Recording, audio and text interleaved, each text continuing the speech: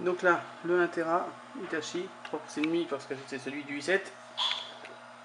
Là derrière, tu vois ventilé, éclairé normalement en bleu, en violet, le 2 Tera, c'est déjà 3.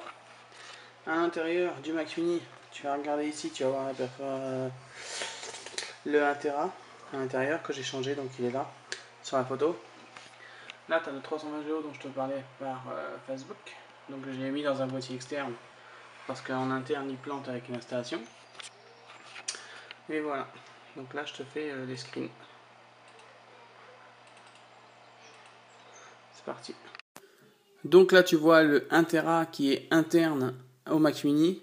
Donc tu vois à peu près ce qu'il y a en audio, vidéo, photo. Là, il est vide parce que je viens juste de l'installer.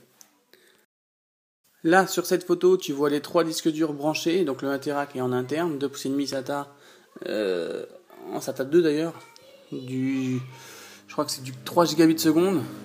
Tu vois le Hitachi en 2 Tera et le 1 Tera qui est en Hitachi aussi d'ailleurs. C'est 2 Hitachi. Voilà. Donc le 1 Tera dans le dock, donc 3 pouces et demi, hein, parce que c'est celui du Intel Core i7 que j'avais avant dans une tour. Le 2 Tera dans le boîtier ventilé, parce que 2 Tera, quand il tourne longtemps souvent.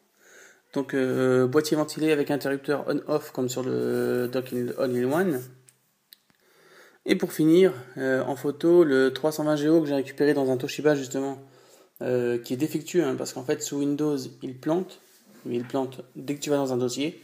Et là en externe tu peux mettre tout ce que tu veux dessus, il tourne nickel, donc il peut être utilisé que dans un externe.